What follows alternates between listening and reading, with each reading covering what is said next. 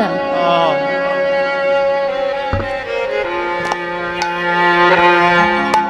দান তো দূরের কথা, আত্ম অহংকারে আত্মসুখে নিজেকে ডুবিয়ে দিয়ে আমার আমার করতে করতে কখনই যেন যে আমি তাকেই ভুলে গেছি। তাকে কিছু দান করা তো দূরের কথা, তাকে কখনো আপন করে নিজের কাছে টেনে নিতে পারি। এ কেমন চরিত্র, এ কেমন জনম? এটা তো আমার কথা ছিল না। এই কথা দিয়ে তো আমি জগতে আসিনি। ভগবান নিজে আচরণ করে শিক্ষা প্রদান করে গেছে, জগজীবকে শিক্ষা দিয়ে গেছে। হে জীব, আমি যেন ভক্ত হয়ে ভক্তের চরণ তলে যেতে পারি। এই যে ভক্তির চরণ তলে যাওয়াটা, ভক্তির চরণ ধরে পাওয়া, এ কিন্তু পরম সৌভাগ্যের কথা বাবা। হয়তো পূর্বজন্মে তিলমাত্র পুণ্য করেছিলাম, তার জন্য আজ আপনাদের মতো সাধুগুরু বৈষ্ণবের সম্মুখে দাঁড়াতে পেরেছি।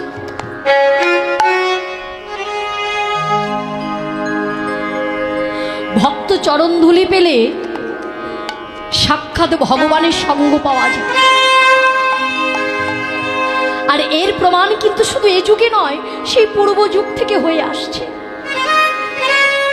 আমরা সবাই জানি, সাধারণ একটা দৃষ্টান্ত আমরা আস্বাদন করি, যে ভক্ত চরণ ধুলি পেলে ভগবানের সঙ্গ কি করে পাওয়া যায়। ত্রেতা যুগে যখন রামচন্দ্র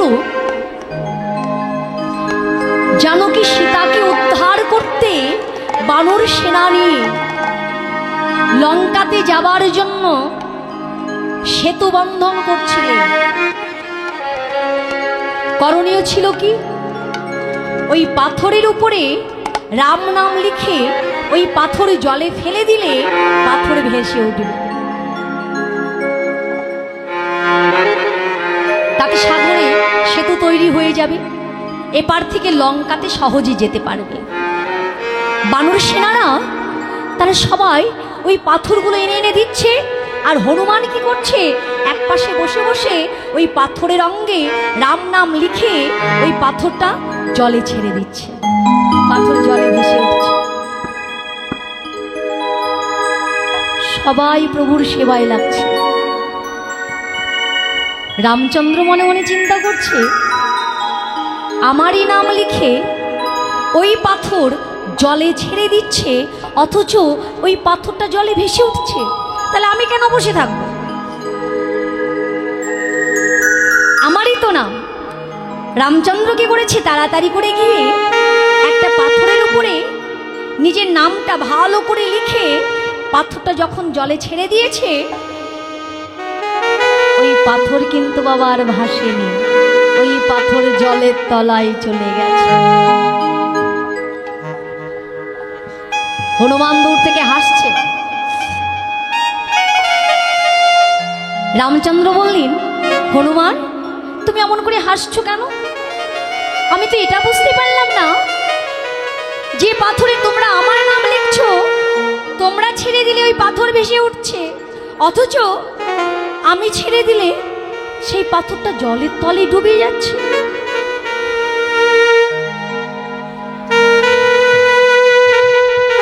হনুমান দূর থেকে বললেন, প্রভু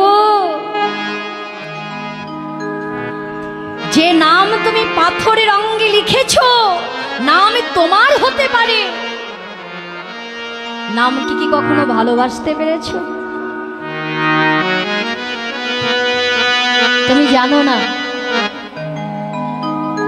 তুমি জানো না প্রভু,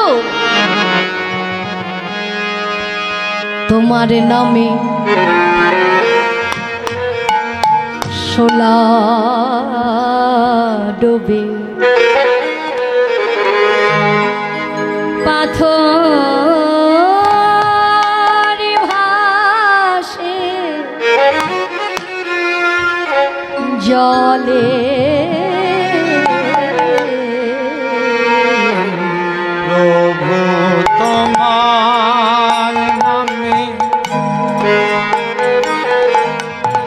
শোলা ডোবে পাথর ভাসে জলে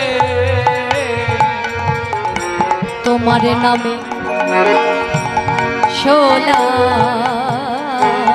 ডোবে সে তো কেবল তুমি জানো না তোমার ভক্ত জানে সে তো কেবল তোমার ভক্ত জানা শুদ্ধ প্রেম ভক্তি বলে তোমার নামে শোলা ডোবে প্রভু তোমার নামে শোলা ডোবে পাথর ভাসে জলে তোমার নামে শোলা ডোবে থাক প্রভু থাক, তোমাকে কিছু করতে হবে না, তুমি চুপ করে বসে থাকো। প্রভু আমার বসে আছে, বানর হয়ে যদি রামচন্দ্রের সেবায় লাগতে পারে, গাছের একটা কাঠবিড়ালি তারা সাঙ্গপাঙ্গ নিয়ে বসেছিল, তারা মনে মনে ভাবছে বানর যদি প্রভুর সেবায় লাগতে পারে তাহলে আমরা কেন পারবো না? ওই কাঠবিড়ালি কি করেছে, সবাই মিলে গিয়ে ওই ছোট ছোট পাথরের টুকরোগুলো, কারণ বড় পাথর তো তোলার শক্তি নাই, এতটুকু এতটুকু কাঠবিড়ালি, তারা বড় পাথর তুলবে কি করে?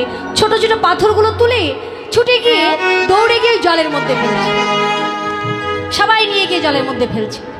হনুমান দেখে বলছে, হ্যাঁ রে, এ কি করছিস তোরা, এখান থেকে সর, সর এখান থেকে। কাঠবিড়ালিগণ বলছে, কেন? বলছে, আরে বাবা দেখছিস না আমরা এদিক দিয়ে আসা যাওয়া করছি, চলাচল করছি, যদি কারো পায়ের তলায় তুই পড়ে যাস তোদেরই তো আঘাত লাগবে। কাঠবিড়ালিগণ বলছে, দেখো শুধু তোমরা প্রভুর সেবায় লাগবে, আমরা বুঝি লাগবো না? তোমরা চলাচল করছো, আমরাও তো চলাচল করছি, তোমরা যে কর্ম করছো আমরাও সেই কর্ম করছি, শোনো শোনো সরো, আমাদের যেতে দাও। হনুমান চলে গেছে, এর মধ্যে সমস্ত কাঠবিড়ালিগণ মাথায় ওই ছোট ছোট পাথরের টুকরো নিয়ে যাচ্ছে। যেতে যেতে হঠাৎ এমন সময় আনখেয়ালে হনুমান চলে যাচ্ছে, আর পড়বে তো পর একটা কাঠবিড়ালি গিয়ে পড়েছে হনুমানের পায়ের তলায়। যেই চরণের তলায় পড়েছে, চরণের তলা থেকে চিৎকার করে বলে উঠেছে, প্রভু গো,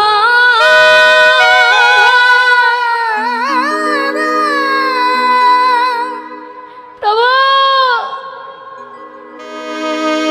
প্রভু প্রভু।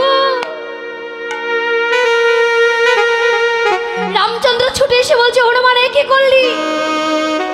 শুনে দাঁড়া, শুনে দাঁড়া। হনুমান যখন সরে দাঁড়িয়েছে, দেখছে হনুমানের পায়ের তলায় ওই কাঠবিড়ালিটি প্রভু প্রভু করে অচৈতন্যের মতো অবস্থায় পড়ে আছে। রামচন্দ্র ছোট্ট কাঠবিড়ালিটিকে করে তুলে নিয়ে বক্ষ মাঝে নিয়ে সর্বাঙ্গে হাত বুলিয়ে বলছে, হ্যাঁ রে, বড্ড লেগেছে না রে, কোথায় ব্যথা পেয়েছিস?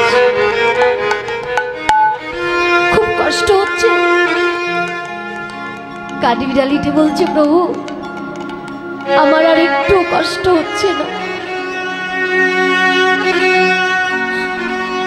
আমার কোনো জ্বালা যন্ত্রণা হচ্ছে না প্রভু।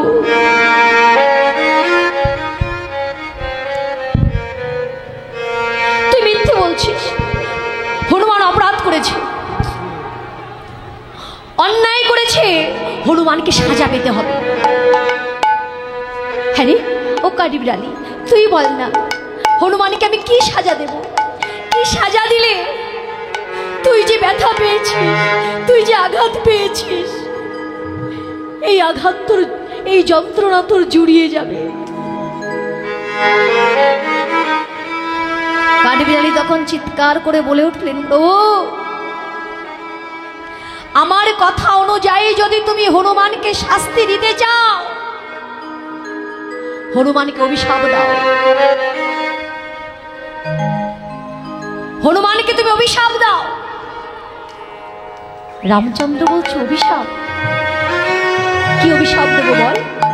তুই যে অভিশাপ দিতে বলবি আমি ওকে সেই অভিশাপই দেব। ঠিক আছে প্রভু,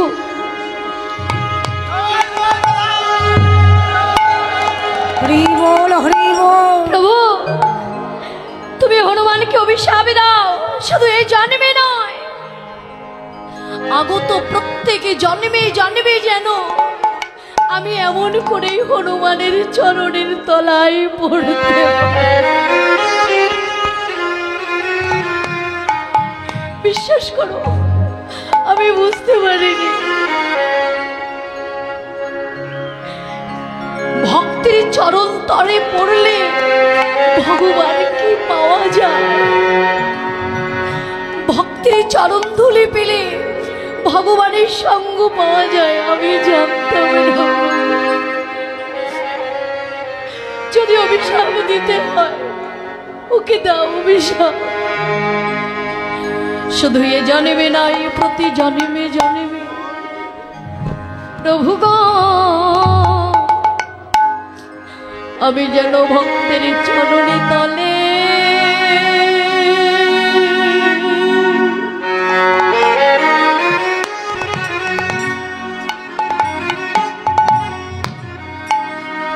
আমি পড়িতে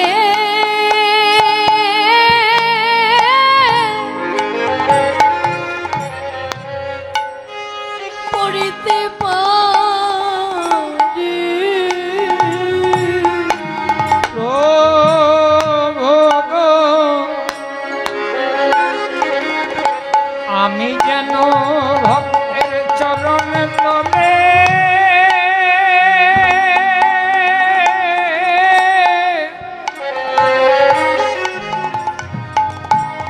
পড়িতে পারি।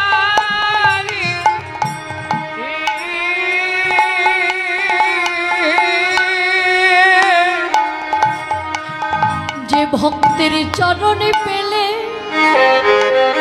হরি বল, হরি বল। প্রভু গো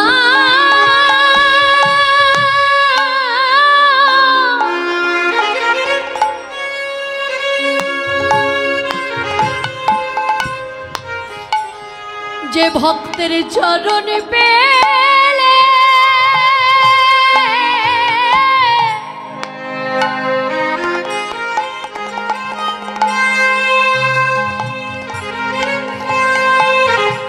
প্রভু তোমার সঙ্গ পাওয়া যায়।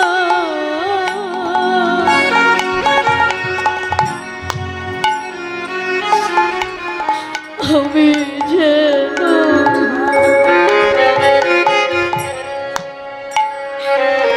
ভক্তের চরণ তলে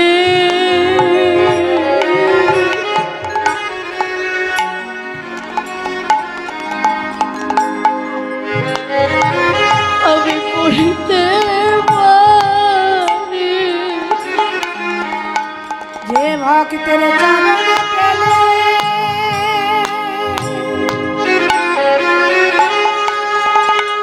ভক্তের চরণে পেলে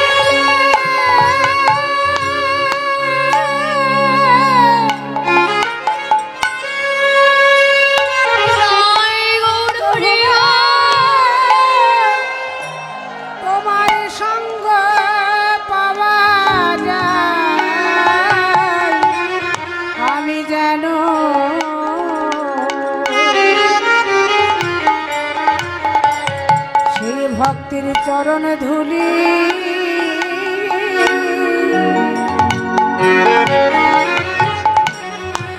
আমার অঙ্গে মাখিতে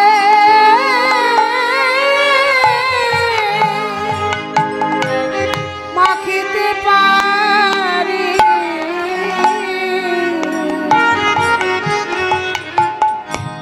প্রভু গো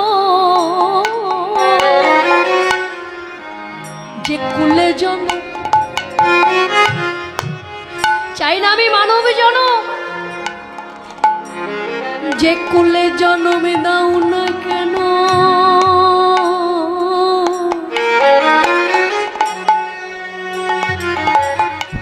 আমি যেন এমন ভক্তের চরণে ধুলি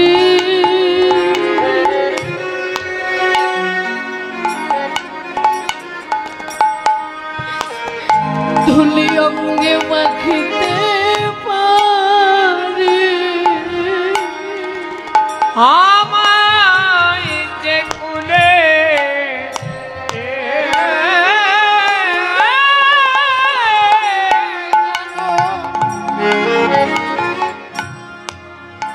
জনম দাও না কেন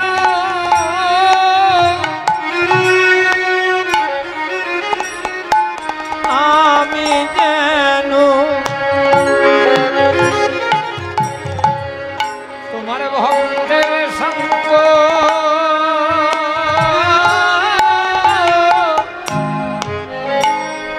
করেতে পারি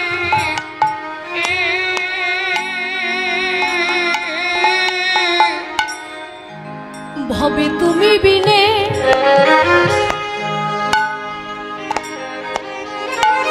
তুমি বিনে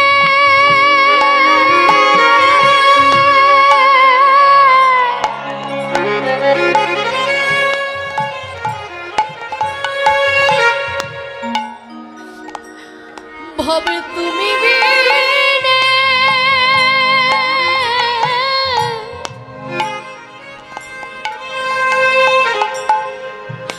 আমার আর কে মায়া আছে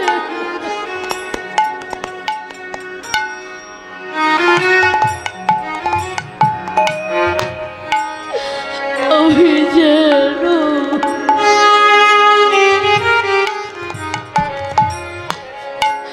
এমন ভক্ত চরণে ধুলি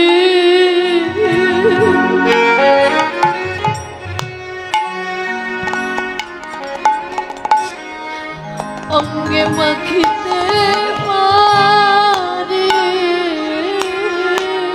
প্রভু গো যে কুলে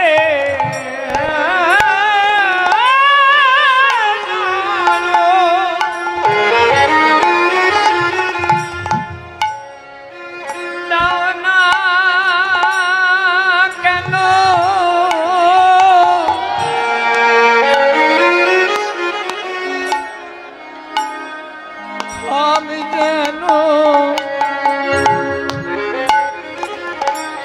আমি যেন তোমার ভক্তের চরণে তলে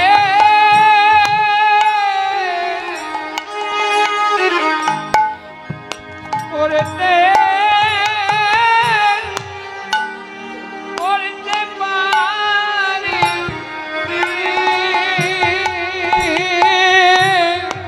আমায় যে কুলে জানো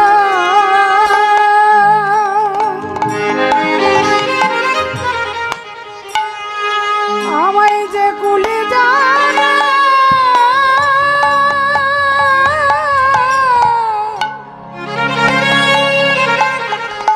যে কুলে জানো দাও না কেন প্রভু যেন তোমারে ভক্ত ভক্ত সঙ্গ যেন আমি করিতে পারি প্রভু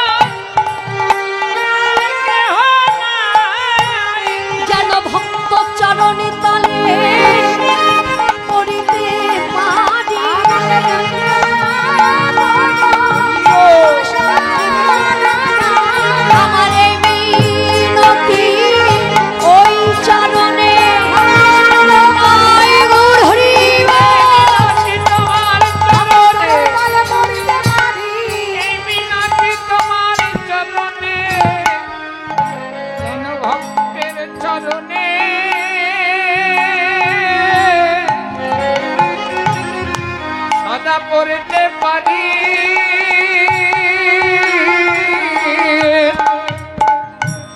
এখনো তার প্রমাণ আছে। যখন ওই কাঠবিড়ালিকে বক্ষ মাঝে ধরে ভগবান শ্রী রামচন্দ্র তার সর্বাঙ্গে হাত বুলিয়েছিলেন, প্রভুর হাত যেখানে যেখানে স্পর্শিত হয়েছিল সেই স্থানগুলো স্বর্ণময় হয়ে গিয়েছিল। দেখবেন কাঠবিড়ালি, দেখবেন তার অঙ্গের উপরে সোনার বর্ণ, মানে সোনার মতো দাগ টানা আছে। ওই দাগগুলো হয়েছিল সেই দিন থেকে, যেদিন থেকে মহাপ্রভু শ্রীমান প্রভু রামচন্দ্র ওই কাঠবিড়ালির অঙ্গে হাত বুলিয়েছিল। কি হলো? হনুমানের চরণের তলায় পড়ল, ভক্ত চরণ ধুলি পেল, সেই চরণ ধুলির কারণে ভগবানের বক্ষ মাঝে স্থান পেল। নিতাই হরি বল, হরি বল। তাহলে বলুন তো দেখি, সেই ভক্তের জন্য ভগবান কাঁদবে নাকি আমরা কাঁদবো?